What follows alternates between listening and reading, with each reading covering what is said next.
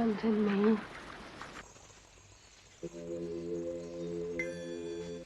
Son. Tommy! Tommy! Tommy!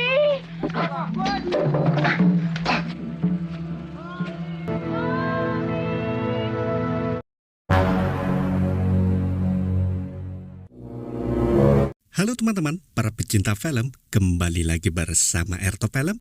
Rekomendasi dan rekam jejak film Anda, apa kabar kalian semua? Di kesempatan video kali ini, Mimin kembali akan berbagi satu alur cerita film yang berjudul The Emerald Forest, rilis pada tahun 1985. Film garapan sutradara John Boorman ini menceritakan kisah seorang bocah anak laki-laki berkulit putih, anak seorang insinyur teknik pembangunan bendungan di hutan Amazon yang diculik oleh suku Indian pedalaman. Bocah itu lalu diadopsi dan dibesarkan oleh suku Indian pedalaman. Sedangkan sang ayah terus mencarinya di setiap kesempatan pergi keluar masuk hutan Amazon. Hingga 10 tahun berlalu saat proyek bendungan yang ia bangun hampir selesai. Film.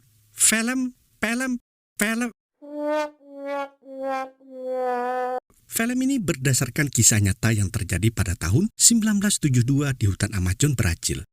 Semoga saja cara Mimin menyampaikan isi alur cerita dalam film ini masih dapat dimengerti dan dipahami tanpa mengurangi isi maknanya.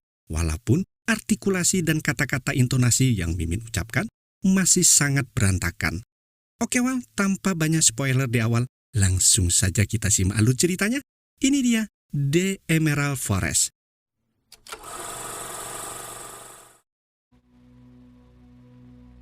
Cerita kita mulai di sebuah apartemen di mana sebuah keluarga baru pindah menempati salah satu ruang apartemen di Brasil.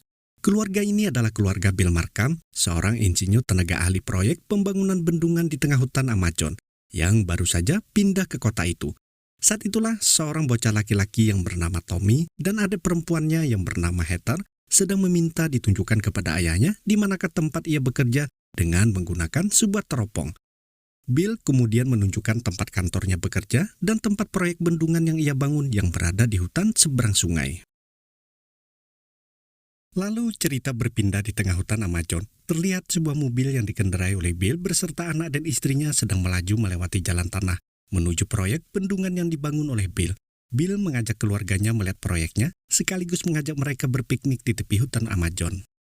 Saat berada di lokasi proyek, terlihat kendaraan alat berat sedang melakukan pembersihan lahan dengan menumbangkan pepohonan besar lalu meratakan tanahnya. Di sanalah tempat bendungan Bill akan dibangun dimulai. Bill berusaha memberikan pemahaman kepada anak-anaknya yang masih kecil bagaimanakah proses menumbangkan kayu itu dilakukan. Setelah itu ia membawa kedua anaknya untuk bersantap makan di bawah rindangnya hutan Amazon di pinggiran proyek tersebut.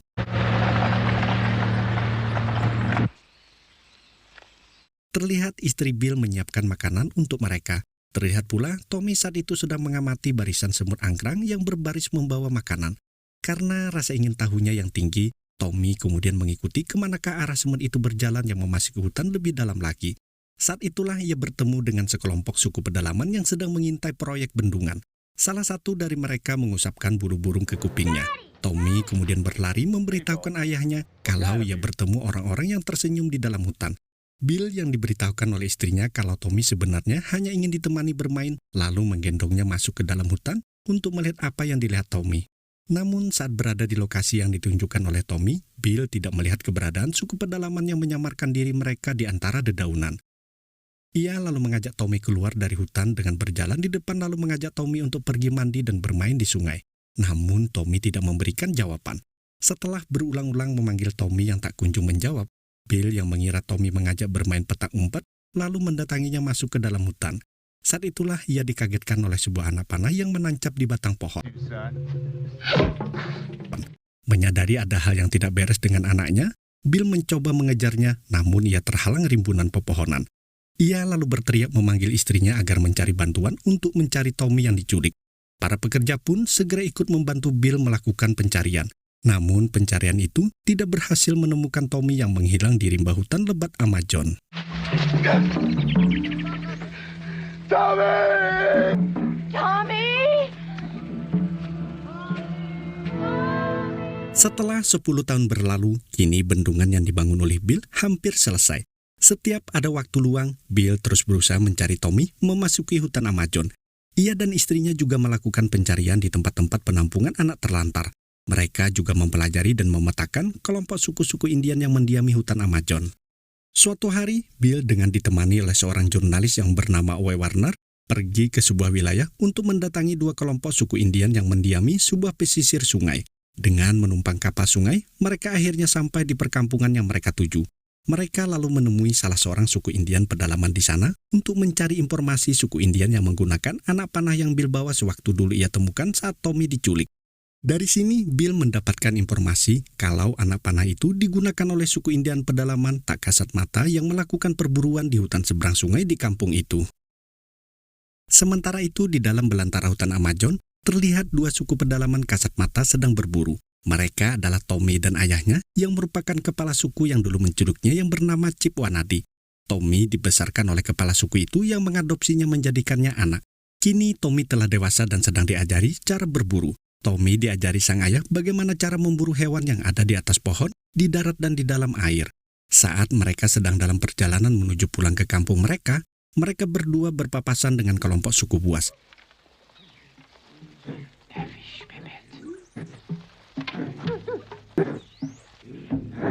Sementara itu, Bill dan Uwe sedang menaiki perahu kecil bermesin, mulai memasuki hutan belantara menyusuri sungai kecil.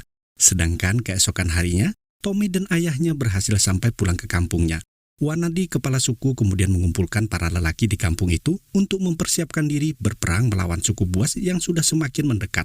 Suku buas adalah suku kanibal yang selalu memburu kelompok suku kasat mata. Ayah Tommy kemudian menyuruh salah seorang pengintai untuk berjaga di atas pohon. Tommy lalu pergi ke sungai untuk mandi. Saat itulah ia bertemu gadis cantik yang memikat hatinya yang bernama Kachiri. Saat ia sedang menggoda Kachiri, ayahnya datang bersama warganya untuk menjemput Tommy melakukan ritual kedewasaan.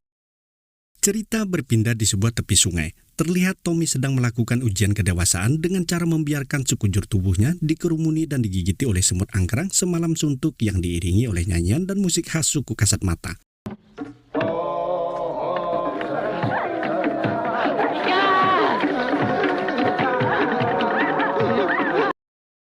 Keesokan paginya, Tommy berhasil menjalani ritual kedewasaan itu. Sementara itu, Bill bersama Uwe telah mencapai sebuah sungai air terjun. Di sana mereka menemukan sebuah perangkap ikan milik suku pedalaman. Itu berarti mereka sudah mendekati keberadaan suku pedalaman kasat mata yang mereka cari. Mereka lalu memutuskan untuk bermalam di sana. Dan di kampung suku kasat mata, Tommy sedang melakukan ritual penerawangan, pencarian pisi. Dalam ritual tersebut, ia dibimbing oleh seekor elang melihat sebuah batuan hijau yang berada di dalam air di dekat kediaman mereka dulu sebelum kedatangan suku buas. Batu itu adalah batu keramat yang membuat kelompok suku mereka tak kasat mata, dan kini jumlah batu keramat yang dimiliki oleh ayahnya tinggal sedikit. Tommy kemudian memutuskan akan mengambil batu itu ke sana. Keesokan harinya, Tommy pun berangkat sendirian menyusuri hutan untuk mengambil batu keramat. Walau itu sangat berbahaya karena ia akan memasuki wilayah suku buas. Sementara itu di tepi sungai, Bill dan Uwe pada malam harinya menyalakan kembang api untuk memancing kehadiran suku pedalaman. Tidak lama berselang dari cahaya kembang api, mereka melihat kehadiran suku pedalaman suku buas. Mereka lalu ditangkap dan dibawa menuju kediaman suku buas. Saat mereka sampai di kediaman suku buas, mereka dipertemukan dengan kepala sukunya. Bill yang menguasai bahasa suku Indian di sana, kemudian menanyakan siapakah pemilik anak panah yang ia tunjukkan. Kepala suku itu kemudian mengatakan kalau anak panah itu milik suku kasat mata yang dagingnya enak untuk dimakan. Bill yang menyadari kalau suku yang menangkap mereka adalah kanibal, segera menodongkan senjata apinya. Ia menembak salah seorang suku buas. Saat itulah kepala suku buas sepertinya tertarik dengan senjata yang dimiliki oleh Bill. Kepala suku itu kemudian mengatakan akan melepaskan Bill malam ini dan saat fajar datang mereka akan kembali memburunya. Karena ia memiliki hati jaguar lapar seperti dirinya. Dan suku buas kemudian membunuh Uwe beramai-ramai, lalu menyuruh Bill untuk pergi meninggalkan kediaman suku buas. Pada keesokan harinya, Tommy telah berhasil mencapai sungai tempat batu keramat berada. Tidak jauh dari sana, Bill sedang dikejar oleh suku buas. Bill berusaha menembakkan senjata apinya. Namun suku buas yang menguasai hutan itu seolah misterius. Tiba-tiba sebuah anak panah menembus tas ranselnya. Bill kemudian melepaskan ranselnya dan berlari menghindari kejaran suku buas. Ia kemudian terjatuh ke sebuah jurang yang membawanya ke sebuah tepi sungai, tepat di mana Tommy sedang mengambil batu keramat.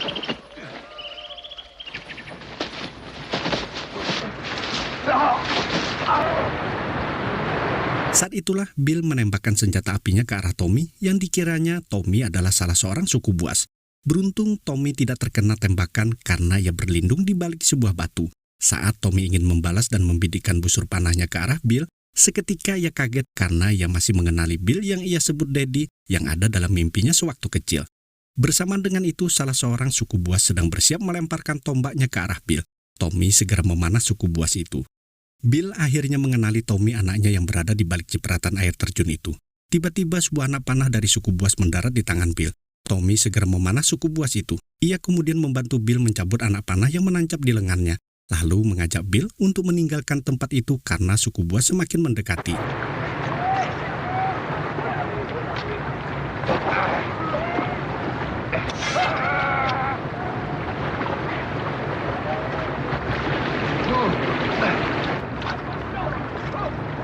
Mereka berhasil lolos setelah menghanyutkan diri di sebuah air terjun.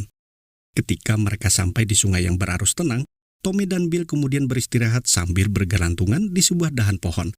Saat itulah Bill dan Tommy berbincang.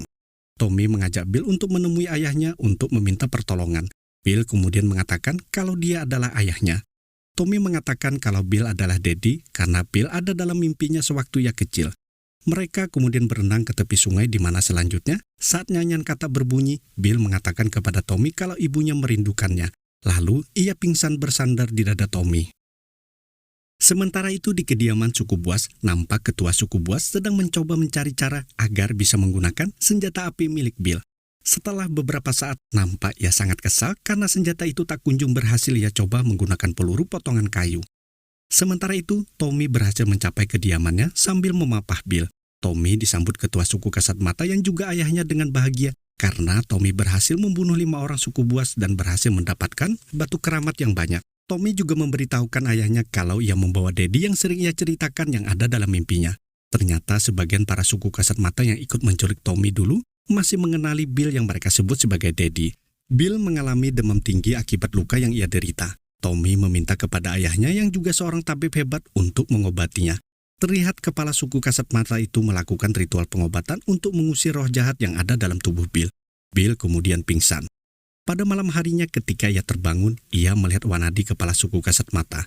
Ia kemudian menanyakan kenapa Wanadi menculik putranya. Wanadi mengatakan ia sedang berburu di ujung dunia baru saat itu. Kemudian ia bertemu Tommy dan tak sampai hati membunuh Bill dan Tommy setelah melihat senyuman Tommy. Walau Tommy adalah anak manusia rayap. Tommy kemudian menanyakan kenapa mereka disebut manusia rayap. Wanadi kemudian menjelaskan kalau para manusia itu muncul ke dunia dan melahap semua pohon tua sama seperti rayap. Keesokan harinya, Tommy melakukan tradisi melamar gadis pujaan hatinya. Setelah menyerahkan mahar berupa batu keramat kepada ayahnya Kaciri, Tommy kemudian melakukan tradisi memukul calon mempelai dengan sebuah tongkat adat sampai pingsan. Lalu membawa kabur mempelainya ke dalam hutan.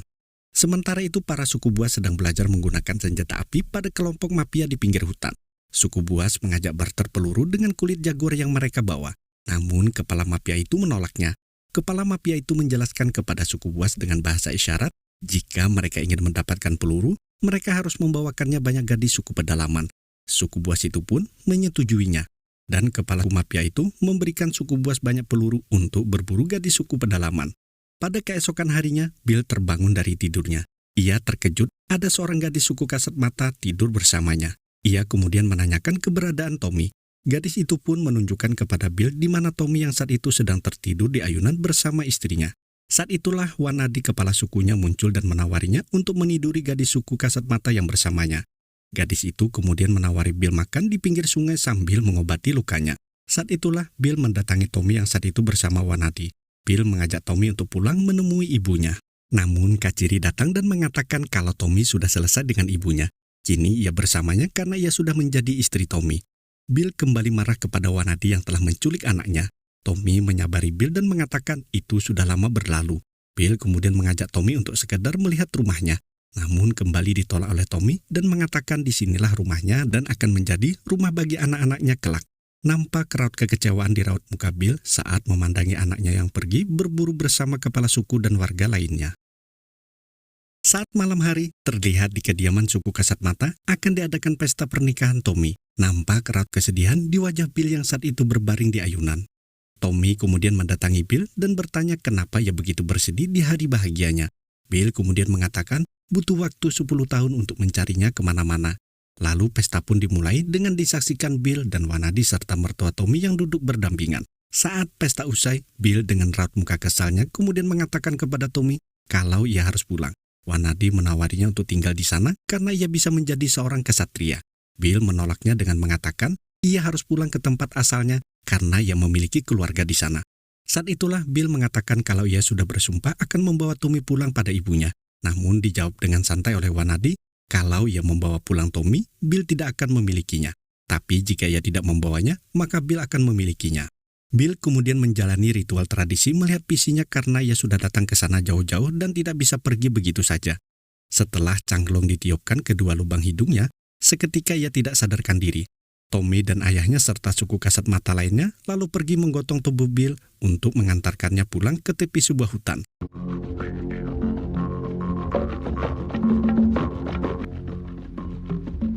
Saat Bill terbangun, ia terkejut setelah tahu berada di sebuah proyek di pinggiran hutan. Setelah memastikan Bill aman, Tommy dan suku Kasat Mata kemudian meninggalkan tempat itu menuju kediaman mereka.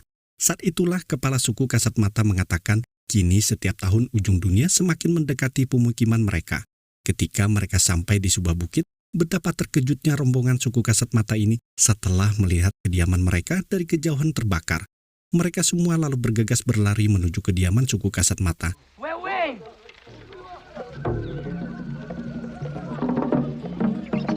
Sesampainya di sana, mereka sudah menemukan rumah mereka hangus terbakar dan banyak mayat bergelimpangan tewas dibantai oleh suku buas yang membantai mereka dengan senjata api. Nampak Tommy sangat bersedih dan marah atas kematian ibunya. Ia juga tidak menemukan istrinya yang ternyata diculik oleh suku buas bersama para gadis lainnya. Saat Tommy akan mengejar mencari istrinya, ayahnya meneriakinya untuk tidak melakukan saat ini. Tapi terlebih dulu mengadakan upacara kematian untuk ibunya dan para suku Kasat Mata lainnya yang tewas.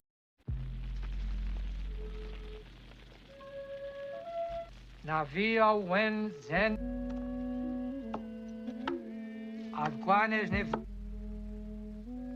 Setelah mengadakan upacara kematian, para pria suku Kasat Mata yang tersisa kemudian melakukan pengejaran pada suku buas yang telah menculik para gadis mereka. Ketika mereka sampai di tepi hutan tempat proyek bendungan, mereka semua keheranan menyaksikan hutan yang kini telah berganti tanah yang terkoyak. Di sana dulu adalah tempat para suku buas bermukim. Kini mereka baru menyadari kenapa suku buas mengusik mereka, karena tempat tinggal suku buas telah tergusur. Saat itulah Tommy melihat rombongan suku buas yang menggiring para gadis sedang berjalan melintasi tanah terbuka. Mereka lalu mengikutinya dari tepi hutan. Sementara itu, suku buas telah sampai di rumah bar mafia penyedia wanita penghibur. Mereka lalu menyeleksi para wanita yang baru mereka terima.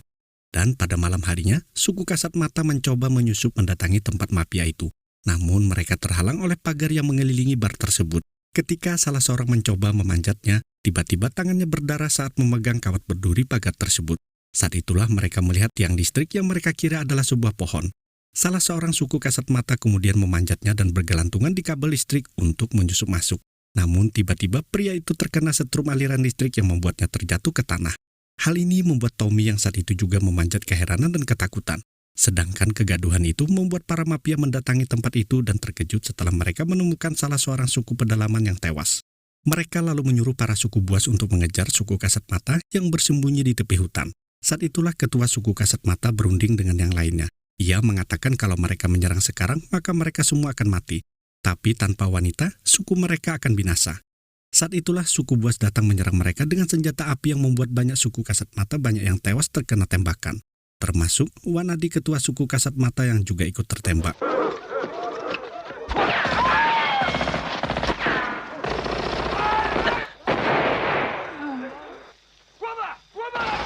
Pada keesokan harinya, Wanadi tewas akibat luka tembak yang dialaminya. Sebelum tewas, ia berwasiat kepada saudaranya untuk mengadakan upacara kematiannya dan berpesan kepada Tommy untuk melakukan hal yang tidak bisa ia lakukan. Tommy kemudian menyuruh saudara ayahnya untuk membawa jasad ketua suku mereka pulang dan Tommy pergi ke ujung dunia untuk menemui Bill ayahnya meminta bantuan. Terlihat Tommy sedang berlari menyusuri jalan yang dulu pernah dilewatinya semasa ia masih kecil bersama Bill ayahnya. Setelah sampai di tepi sungai, mereka melihat pemandangan kota yang mereka yakini itu adalah desa tempat Bill tinggal. Tommy dan temannya kemudian mencuri perahu penduduk di tepi sungai, lalu mendayungnya menuju seberang sungai. Namun saat mereka sampai di seberang sungai, mereka dikejar oleh sekelompok pemuda teler yang menembaki mereka di pemukiman kumuh. Beruntung ia bertemu dengan seorang pria yang mengenali mereka sebagai suku Kasat Mata. Pria itu mengajak Tommy dan temannya untuk bersembunyi di dalam rumahnya. Di dalam rumah pria yang bernama Jabuti itu, ia dikenalkan dengan dua putranya yang bernama Mapi dan Samanpo. Jabuti mengaku sebagai suku kelelawar. Tommy meminta bantuan mereka untuk membantunya menemukan Bill.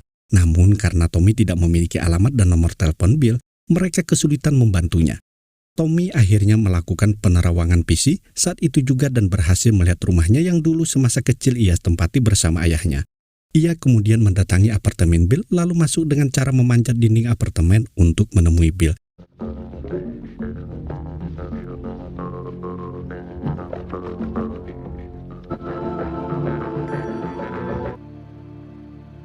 Terlihat ibunya Tommy menangis terharu saat memeluk Tommy yang sudah 10 tahun terpisah dengannya. Cerita berpindah di sebuah bar, tempat mafia menyekap para gadis suku Kasat Mata yang dipaksa melayani para pria hidung belang. Bill masuk ke dalam bar, menyamar sebagai yang akan mencari kehangatan wanita. Saat berada di dalam bar, ia berhasil menemukan para gadis suku Kasat Mata dan membisikkan kepada mereka tentang rencana penyelamatan mereka dan menyuruh mereka untuk bersiap-siap. Sedangkan Tommy dan temannya serta Jabuti dan kedua putranya menyusup melalui pintu samping. Setelah berhasil melumpuhkan penjaga, mereka memasuki pagar menuju bar. Saat itulah Tommy berhasil menemukan Kaciri istrinya yang sedang berusaha dicumbu oleh pria hidung belang. Tommy menusuk pria itu lalu memeluk istrinya. Tommy kemudian memanggil para gadis suku Kasat Mata agar segera pergi meninggalkan tempat itu. Setelah para gadis suku Kasat Mata berhasil dikeluarkan, mereka menembakkan senapan ke dalam bar. Dan Bill segera beraksi dan berhasil melumpuhkan kepala mafia dan anak buahnya, lalu mengeluarkan para gadis suku Kasat Mata yang masih tersisa. Sementara itu, suku Buas datang mengejar Tommy dan yang lainnya, sehingga terjadilah saling tembak.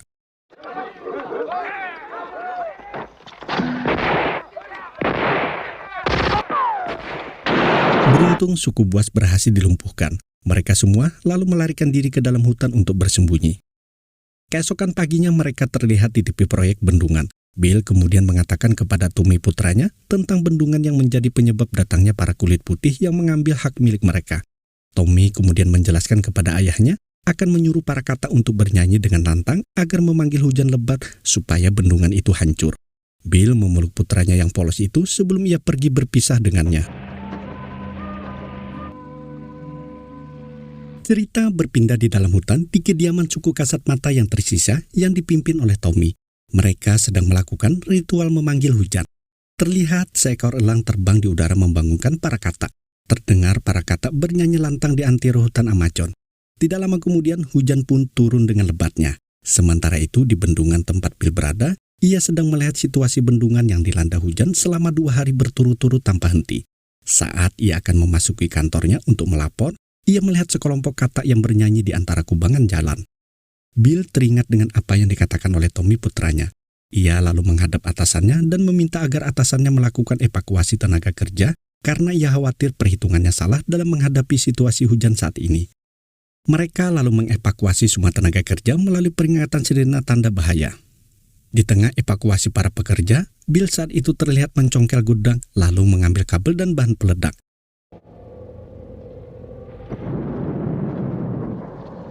Sementara itu di dalam hutan Amazon terjadi banjir bandang yang akan menimpa bendungan. Sementara itu saat Bill akan menekan tombol detonator, tiba-tiba sebuah pengait keren terjatuh di depannya yang menimpa kabel rangkaian bom, sehingga bom itu tidak bisa meledak. Namun tidak lama berselang tiba-tiba Bill melihat bendungan itu jebol setelah dihantam banjir bandang.